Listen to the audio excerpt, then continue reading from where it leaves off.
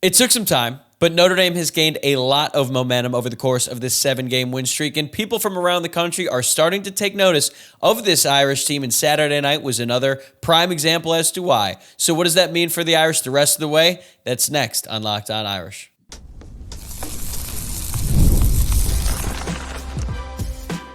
You are Locked On Irish, your daily podcast on the Notre Dame Fighting Irish. Part of the Locked On Podcast Network, your team every day. Hello and welcome to episode number 350 of Locked On Irish, your daily Notre Dame podcast. I'm your host, Tyler Wojciak. I graduated from Notre Dame in 2018, and now I'm a producer at Fox Sports. And I really appreciate you joining me here on Tuesday, November 12th. And thanks for making this your first listen of the day. Quick reminder to please subscribe on your preferred platform. And today's episode is brought to you by FanDuel. New customers can place a $5 bet, and you'll get started with $150 in bonus bets if you win your first $5 bet. Just visit FanDuel.com to get started. We got Luke Smith on the show today, as we do every Tuesday during the season, to go over our final thoughts on Notre Dame's dominant win over Florida State. We're also going to predict where the Irish will land in the CFP rankings that come out later tonight. But before we get to that, we got to do what we do every week, and that is break down everything we liked and didn't like from this one, including the electric atmosphere, another dominant performance by the Notre Dame defensive line, and an offense that is becoming more and more explosive every single week. Let's bring in Luke.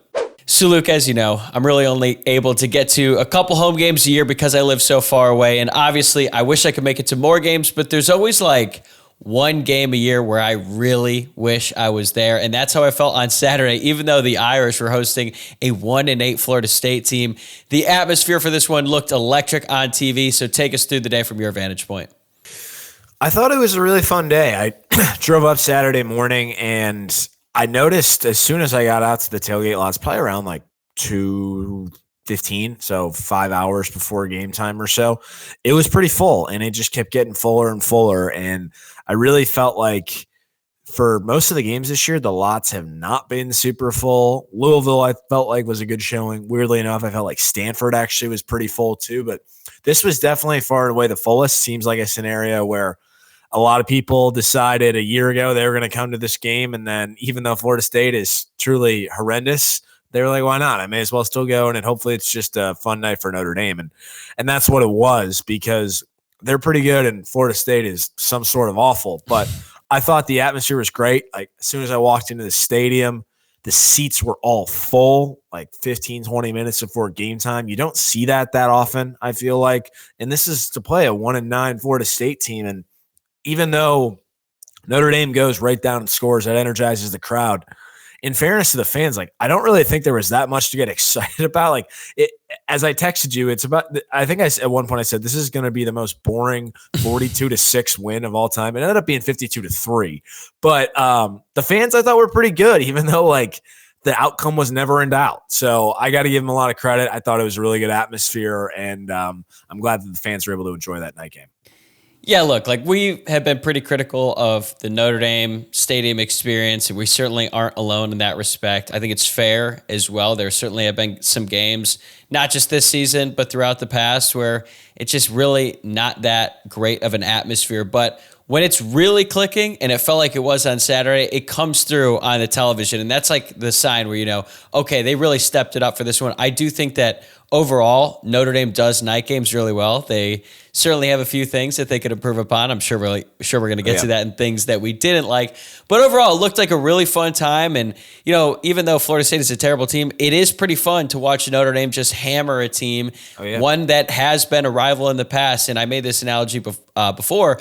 It's like watching the Louisville basketball team under Kenny Payne, because it's like you see the jerseys and you see the Florida State and you look at them with like just some level of respect, and then you actually see how bad they are. It's really hard for the mind to like grasp that this is the point that they're at. And then, of course, the day after Notre Dame dominates Florida State, or 2 days after, I guess I should say, Florida State, Mike Norvell just decided to fire both of his coordinators, his wide receiver coach. So things are going really poorly down there in Tallahassee, but that's not Notre Dame's fault. They had to go out there and handle business, and that's exactly what they did.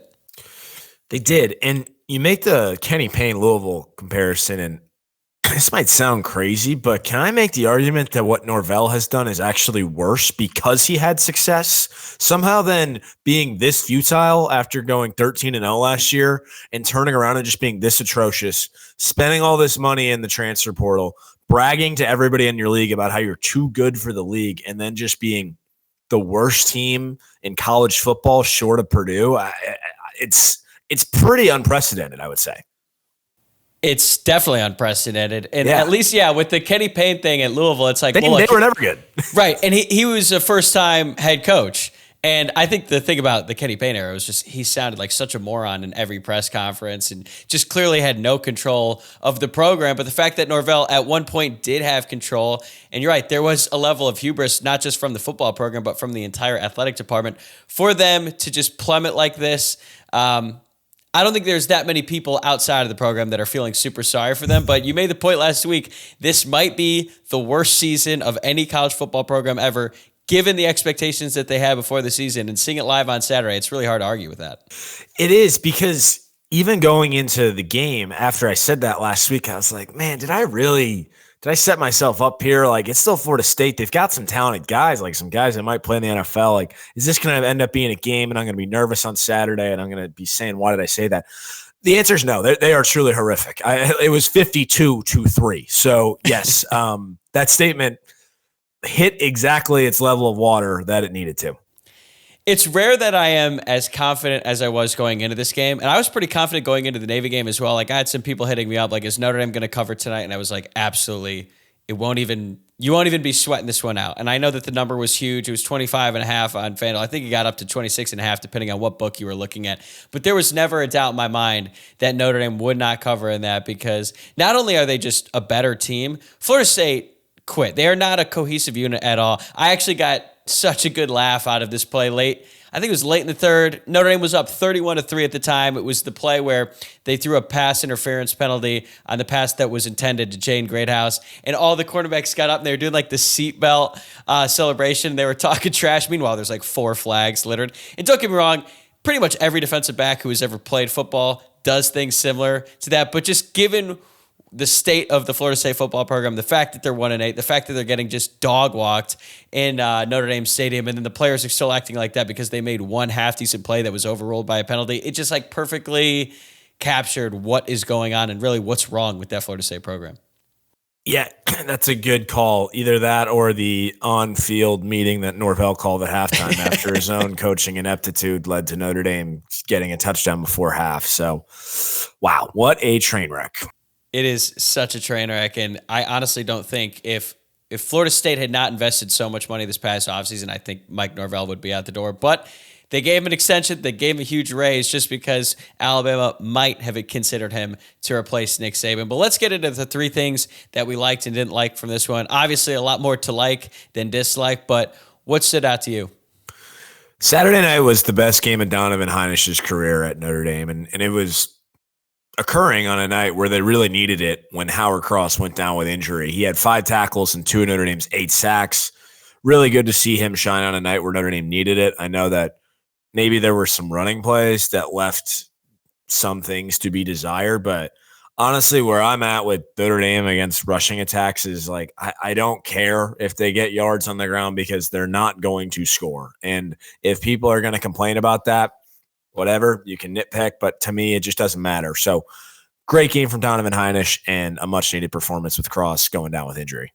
Especially early on. Like, Florida State had success early, and then that stopped pretty quickly. And with Donovan Hines, you're right, there were some plays where he got pushed back on the line of scrimmage. And let's just be honest, he's not that big of a dude. Yeah, so like it's going to happen sometimes, but I still think he brings the same level of effort and intensity as his older brother Kurt, and he finished with 2 sacks and 4 stops. So it wasn't a perfect game, but overall you got to be happy with that performance. And considering how he started the year, like I thought he came in and was really good against Texas A&M. I did think that he had taken a bit of a step back. I think, is that fair to say? But for him to bounce back and have a good game against Florida State was really good for him because it looks like he's going to be seeing a lot more playing time these next few weeks. Yeah, they're definitely going to need him with Howard Cross. Definitely out this coming week. Honestly, probably out against Army. Should be out at least against Army before they go out to Southern Cal to clinch a playoff berth. So they're going to need him and Gabe Rubio, but especially Hines. She's going to be playing a lot more than probably anticipated. Did you see what Freeman said about Howard Cross's injury? He said that by the time that they wondered whether or not he could go back in, the game was over, as if they seriously considered ever putting him in that game. Did you see that quote? I don't really look at any of the quotes he has, honestly, when it talks about injuries. Yeah. The reason I bring that up is because you and I always make a point to bring up the fact that whenever Marcus Freeman talks about injuries, like, it's best to just not read anything into it because it's very rarely truthful or is very accurate. And I don't know if it's just a criticism of Freeman. It's really not, because I think that's just the case with all college football coaches. Like, they're so paranoid. But that one was especially good to me. And some people ask me, like, why do you guys always rag on Freeman the way that he talks about injuries? And I thought that was such a perfect example because he acted as if Howard Cross could come back in the game. Dude, his whole lower leg was wrapped up in like 8 different rolls of medical tape. That was never, ever going to happen. It's like, why even say it? Yeah, it's paranoid coach disorder or something like that. I know. Anyway, that was like just a side note from that game. The first thing I liked, I'm going to stay on the defensive line. The way that Riley Mills came through for Howard Cross after he got hurt was really special, because watching Cross go down was obviously really unfortunate and just really frustrating because Notre Dame is playing a 1-8 Florida State team. And you're like, are we seriously dealing with another key injury, not just for the team, but for the defense specifically? So to watch him go down, he was in a ton of pain. It was sad and also just frustrating. But then I think it lit a fire under Riley Mills, because after that, he dominated. He had back-to-back sacks on that same drive, was playing like a man possessed. Then he tacked on another one later on, had a couple more pressures. Like, if he can keep that up and play with that level of intensity, then like he could take his game to a whole nother level here down the stretch and potentially make himself a lot of money in the NFL draft. Definitely. And I have to give him some credit, because I had said many times I didn't think he was playing very well at the start of the season, and he's gotten a lot better. And this is sort of what he does, I guess, where he just especially kicks it on late in the season. And that's something that Notre Dame's going to need going up against USC, going up against Army, and whoever they play in the playoffs should they make it. So that's good to see him peaking at the right time. And as you said, it's going to be much needed with Cross missing the next couple games. So very nice to see that. And not to keep throwing shade at Florida State, but what a terrible offensive line. They're bad. Yeah. They're bad. But to give credit to Notre Dame, that has been a terrible offensive line all season long. That was their worst performance of the year. Notre Dame had, 8 sacks, 10 total tackles for loss. Yeah. Like, they were in the backfield every play. They probably could have had more sacks. Yeah. I honestly felt bad for the Florida State quarterback at one point. They were rotating different guys back there, and they just had no chance. Yeah, I mean, when I kept looking up and seeing less than 50 yards passing or whatever it was, just it felt like they were stuck on 65 yards passing for about 2.5 quarters. And it never really got, I think it ended at 77 for the game or something like that, 88, right? Yeah. So, yeah, wow, those poor guys were just taking a beating back there. Yeah. True freshman and a redshirt freshman just rotating, going up against that Al Golden defense. Like, good luck, dude. But what's next on the things you liked? So I'm going to go with Jaden Harrison here. He only had 2 catches for 47 yards, but I felt like he showed me something that I hadn't seen before. He really hasn't had a ton of targets this year. Looking at it, he's got just 12 catches on the year, but he flashed his speed and ability after the catch that I think could really benefit this offense moving forward. And in fact, I think there was another play in the game where they kind of missed him, threw the ball behind him too, that he could have made into a bigger play as well. So it just kind of goes to show you, I don't want to say that Notre Dame has a wealth of weapons in the receiving room, but they have some options, right? And it seems like it's sort of just receiver by committee. And when you think of that, typically it's not a good thing. But when you have Jaden Greathouse having 5 catches for, how many ever yards it was, and then Harrison could chip in with some chunk plays, Faison chips in with a chunk play or two, that's how you're going to have more success in the passing game. So good to see that from Harrison, because I feel like that's a guy that just a little bit forgotten about in the passing game. And his best skill set is returning kicks. And just in the college game, there's so few opportunities to return kicks these days that it's nice to see them get the ball in his hands a little bit more. Yeah, we actually have not seen him make a bunch of plays with the ball in his hand, but he has been more effective as a wide receiver than I ever thought he'd be than at the time when Notre Dame got him out of the portal. I thought he was going to be exclusively return guy, but he actually has been a threat for the offense. That actually leads me to my next thing I liked. I think the offense has been a lot more explosive lately. They had 2 explosive run plays, both for a touchdown. The 34-yard touchdown run by Riley Leonard, which was such an awesome play by him. And I think every time I watch it, I'm just like, man, like he runs so weird because he's 6'4" and it doesn't look like he's running hard, but he makes guys miss and he's really difficult to bring down. Then you've got the 65-yard touchdown run by Jadarian Price, and then 4 different players had a reception of 20 or more yards. Jaden Greathouse, Jaden Harrison had 2 actually. Aeneas Williams had 1. Jordan Faison had 1 as well. And a couple weeks ago, I did a segment about the biggest questions I had about this team down the stretch. And one of them was, could this offense be more explosive? Because they had to be, and they really have to be if they want to make any sort of run in the college football playoff. And I thought over the course of the past couple of games, they've certainly showed a new level of explosiveness.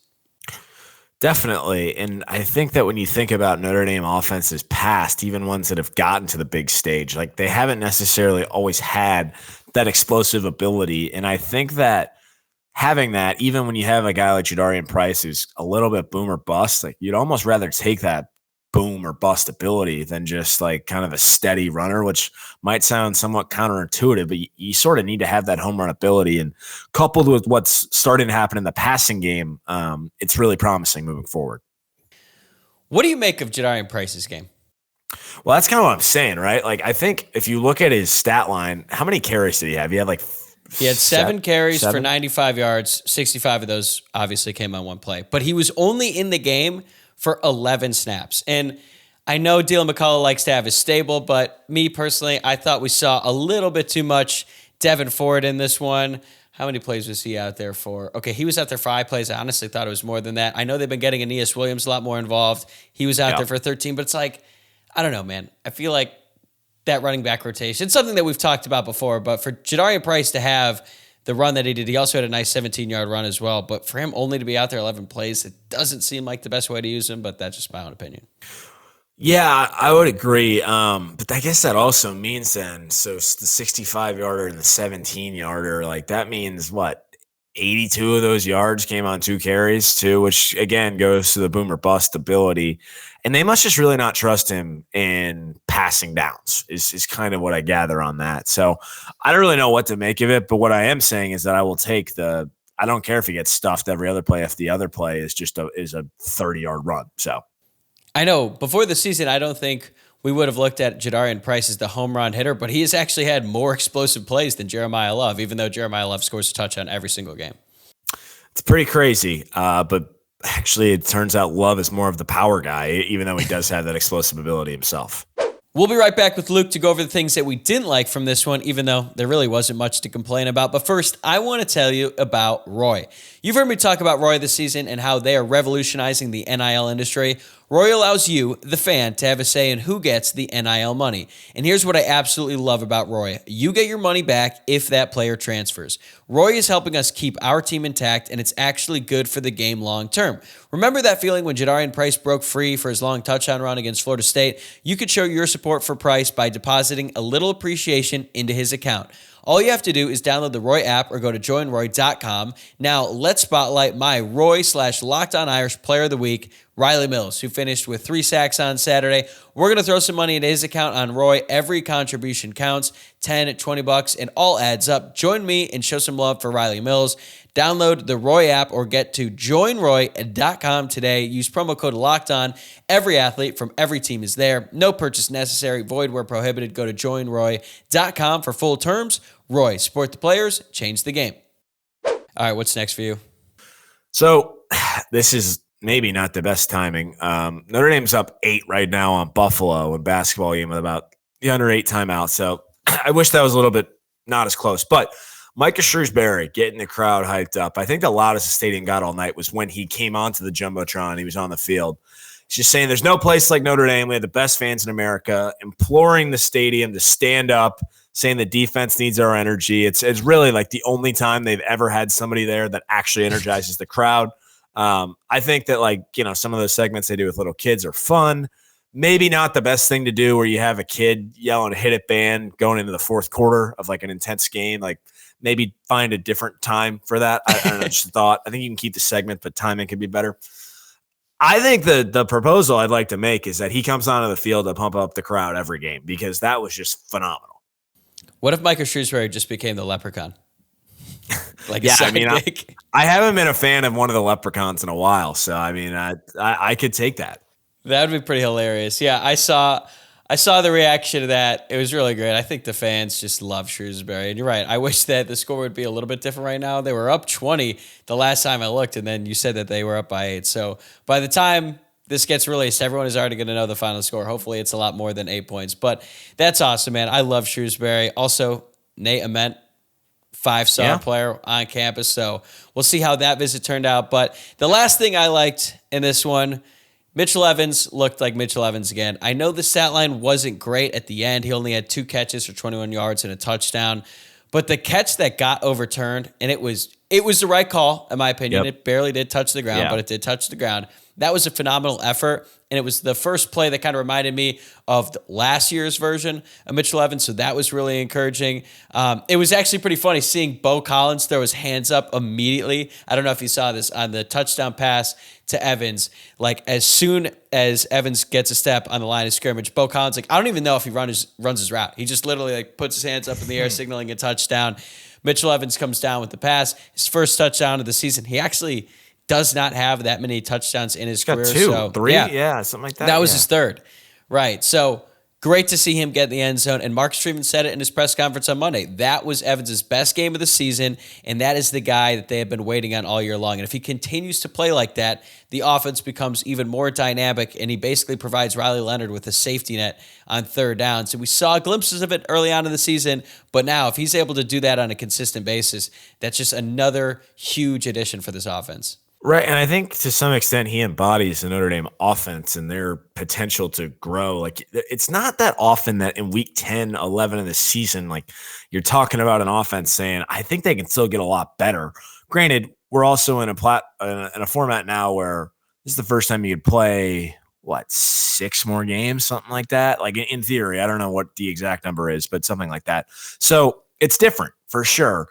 And I think that it was really nice to see him get in the end zone because I feel like he deserves it. But that's just another weapon that Notre Dame could really unleash over this last month. And I feel like I said that about Faison last week. I said about Harrison already on this episode. And Greathouse, I think, falls into that boat as well. So definitely an exciting development for that Notre Dame offense. Also, to do it at home was big for him. And the fact that this upcoming weekend in the game against Virginia is Senior Days, kind of crazy to wrap my head around. I know that there's a chance that Notre Dame could host a playoff game. I hope they do because I think the atmosphere inside Notre Dame Stadium will be electric, just given what we saw on Saturday. However, it wasn't a perfect day inside Notre Dame Stadium, and I know that you have some strong takes about the light show that occurred before the fourth quarter. You have the floor. It wasn't very good, to put it bluntly.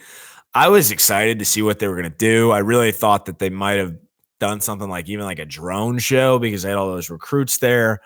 And basically it's like it was the same light show they've done the last 3 times now that don't compare to what they did the first time when they played UNC, which was just way cooler, I thought.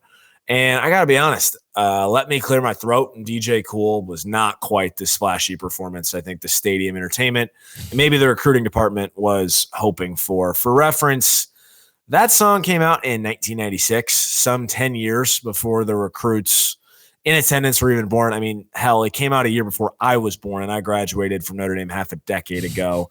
I think we could really revamp some of the musical choices if we're going to go into all the effort into investing in these light shows. Like, do something that's actually going to resonate with the crowd, especially with students and with recruits. Yeah, I think they set the bar so high on the first light show in that game against North Carolina, and frankly, they have not been able to get back to that point yet. No, they haven't. Like I said, that was the best one, and really hasn't come close since. And I understand trying to do something different, but I'm showing my age here, but when I saw someone say, DJ, Let Me Clear My Throat, I was like, that has to be a joke. That can't actually be a DJ Cool singing Let Me Clear My Throat.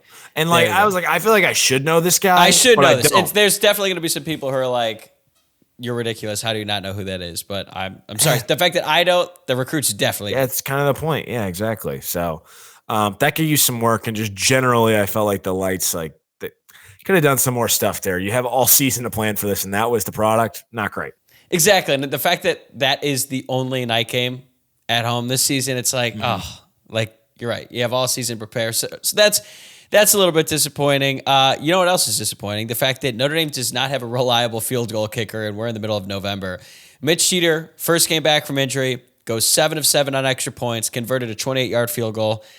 However, that attempt on the 42-yarder was so bad that I'm not going to feel confident anytime that he steps on the field for the rest of the season. And I'm not necessarily blaming him. I feel like the groin, hip injury, whatever he's dealing with is obviously still lingering. Even if it's not affecting him that much physically, it's clearly affecting him mentally because he just looked distraught after that attempt. So now this isn't the Money Mitch that he was at the beginning of the season. And again, not his fault. He's hurt and he's dealing with the effects of that. But that's really not a place where you want to be, especially at this point of the year. Hopefully Notre Dame doesn't need a field goal kicker to get them through these last 3 games, but they're going to need him at some point. And I don't think that this injury is going to go away for him anytime soon, or the effects of it are just going to go away. So that is actually a concern. The one concerning thing from this game outside of Howard Cross's injury is the fact that that kicking situation it's pretty up in the air right now.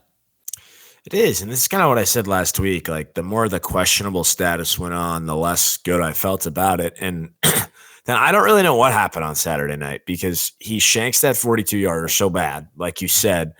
And then at the end of the half, Notre Dame comes out for a 61-yard field goal with the walk-on kicker. And thankfully, Mike Norvell calls timeout, and Marcus Freeman realizes this is about the dumbest thing I've ever done. Was it actually 61? I knew it was Yeah. a bomb. It was not going to go in. No, it was not going to be. It was like basically the NIU field goal.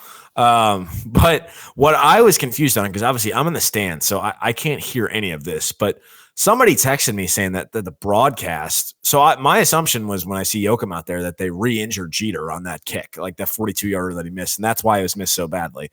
Apparently, the broadcast was saying that he was benched. But, of course, I don't think that was true either because then he came back in later in the game to kick a 28-yard field goal. Didn't sound like it was Blackledge and Eagles' best game, so maybe they were just off base. But, yeah, I don't feel great about this, and I would agree. Like, I guess with that in mind, Notre Dame's just going to have to keep winning these games by 40 points, so it's not a problem. Wouldn't be the worst thing in the world. Next thing I didn't like in this one, batted balls at the line of scrimmage. And it felt like there were more, and PFF only credits Florida State with 2. I think I was just experiencing PTSD as it was happening, watching Florida State defensive lineman knock the ball down because it reminded me of the Drew Pine days when he averaged like 5 a game, basically.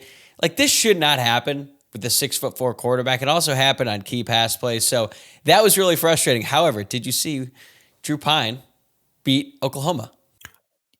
Sort of. I know. In fact, I was listening to a podcast earlier today that was suggesting that it might be a fireable offense for Venables to lose to Pine, to have lost to Pine. So that's another conversation that I'd be willing to have. But yeah, back to the batted balls to the line of scrimmage. I mean, like, I'm not that worried about it because I actually thought Leonard's footwork all night was kind of off, and I don't know if that's coming off the bye. He's just a little bit rusty or whatever, and he wasn't helped by a couple drops. But relating to the batted balls, like, it just seemed like he was a little bit off in terms of his footwork. And Florida State, for all their struggles, like that defensive line was hailed as the best defensive line in the country this year coming into the year. There were some players there. They have some athletes. I understand the PTSD feeling. I'm not concerned about it moving forward. It's just such a deflating feeling watching your quarterback try to throw and then it just gets stuffed, just like a block in basketball. But the thing that was noticeable to me was when Florida State was blocking these passes at the line of scrimmage, it wasn't like throwing their hand up at the last second and just kind of getting lucky. They had timed it out. They knew when Riley Leonard was going to throw the ball. There was one where the lineman went up way earlier, like before Riley Leonard had even finished his delivery, and he just knew it was coming, and then he just swatted it down immediately. So minor concern, but something I'm monitoring. Fair enough.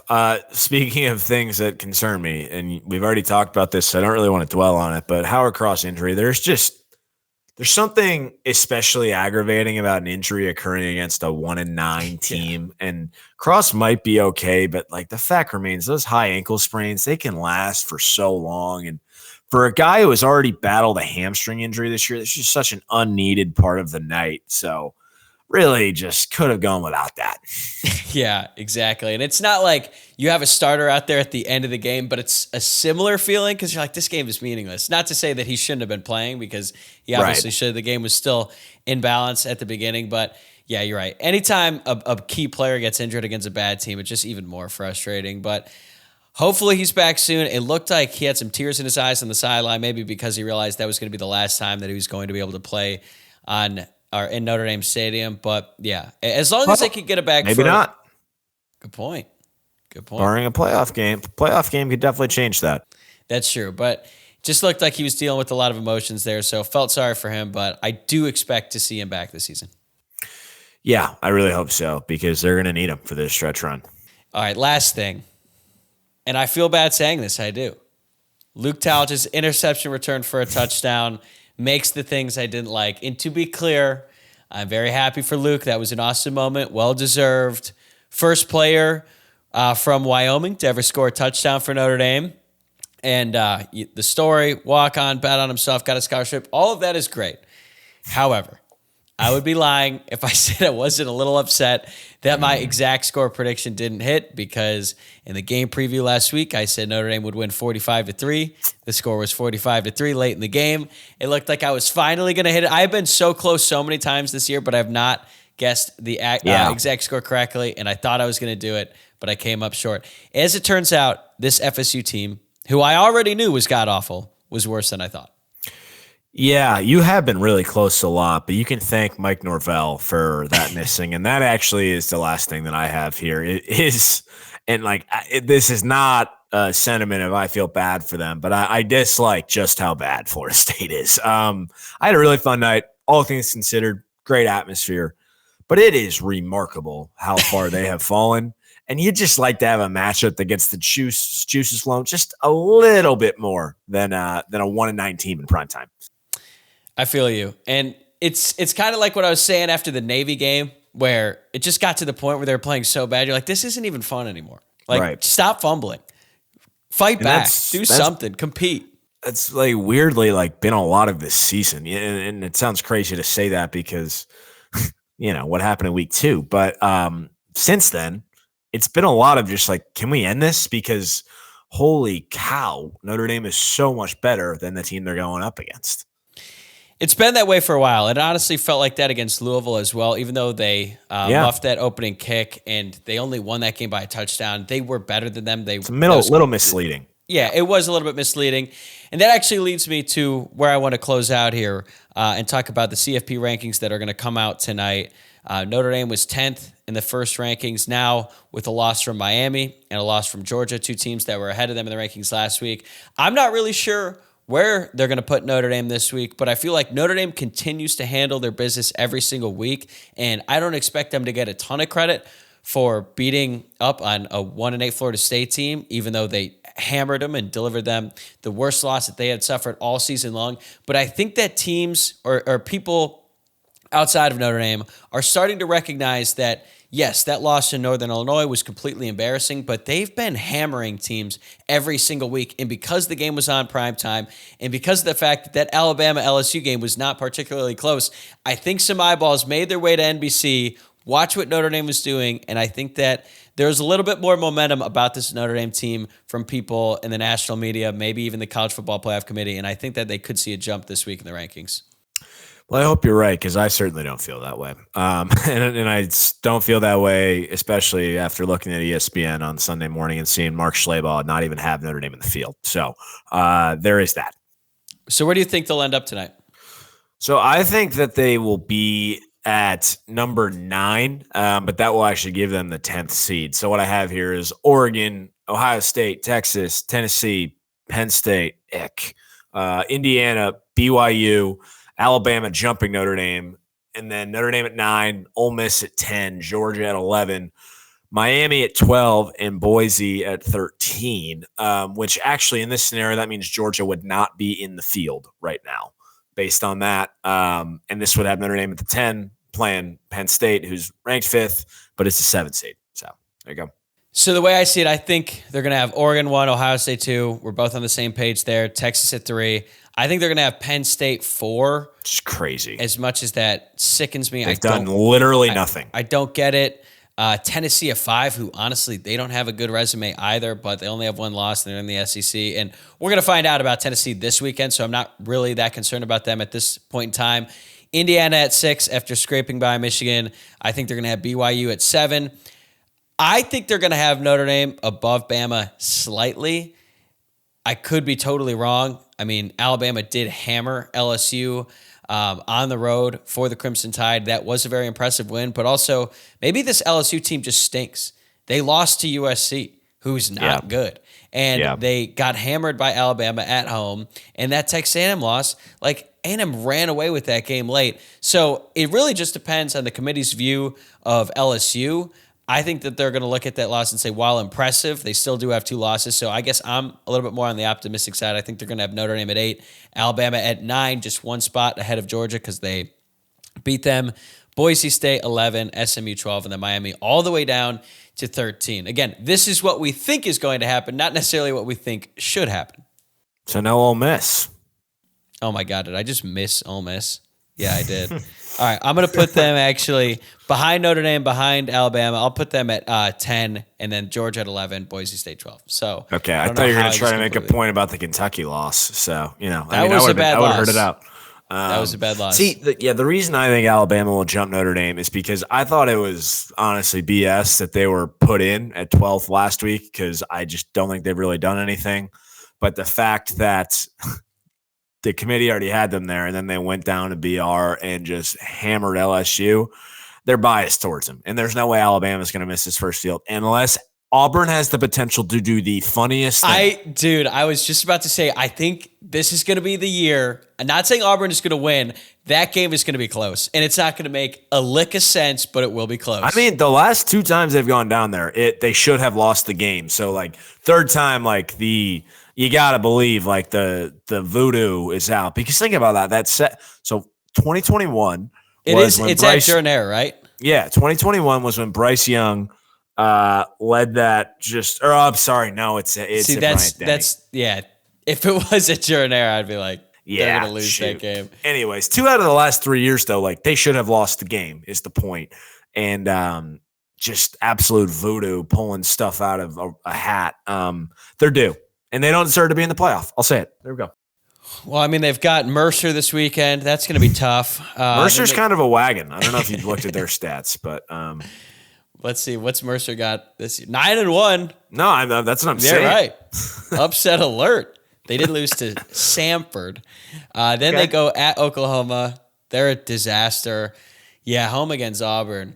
And then it'll be interesting. I mean, depending on what happens in the SEC championship, there is a world where there's going to be a bunch of 2-loss SEC teams, and I think that people see the SEC. I don't like it either. That's not going to be a fun place to be, just given the committee's obsession with the SEC. But I think anyone who is watching college football this year can say, while the SEC is still a very good conference, the top is lacking. Usually there's 1 or 2 elite teams, and I just think that right now there's a bunch of, really good teams. Well, I don't know if you heard, but a veteran ACC coach said that the ACC is actually the best conference in football this year. I'm not even going to. I'm assuming Narduzzi. Yes. He said that after they lost to Virginia. Oh, Pat. Pat. They were undefeated. That's 3 in a row for them, right? 2 in a row. 2 in a row. So, not a good football team. Not a good football team, not a good coach. But that's a good place to end it, Luke. We'll talk to you again next week. All right. Sounds good. Today's episode is brought to you by FanDuel. Get ready to tackle the NFL action with FanDuel, America's #1 sportsbook. Because right now, new customers can bet $5 and get $150 in bonus bets if you win. The FanDuel Sportsbook app gives you everything you need to place live bets on the NFL all in one place. So when you get a hunch in the middle of the game, you can check out the latest stats, view live play-by-play, and so much more on the same page where you place your bets. Just visit FanDuel.com to join today, and you'll get started with $150 in bonus bets if you win your first $5 bet. All right, here's my pick. Thursday Night Football. You got the Washington Commanders on the road against the Philadelphia Eagles. The Eagles have been hot lately. They're favored by 3 points. You know what? I'm going to take them to cover that 3-point spread against the Washington Commanders on Thursday Night Football. And you can go and bet more on FanDuel.com. Never waste a hunch and make every moment more with FanDuel, an official sportsbook partner of the NFL. All right, that is a wrap for this episode. Tune in tomorrow for my reaction to the CFP rankings, and then we will turn the page to Notre Dame's upcoming game against the Virginia Cavaliers on Senior Day. The Irish are huge favorites in this one for good reason, but Virginia does have some weapons, so I'm going to break it all down tomorrow. In the meantime, please subscribe on YouTube or wherever you're listening to the podcast, and if you enjoyed the show today, please give this video a like if you're watching along on YouTube, or rate the show 5 stars and leave a review if you're listening to the podcast, and I will see you tomorrow.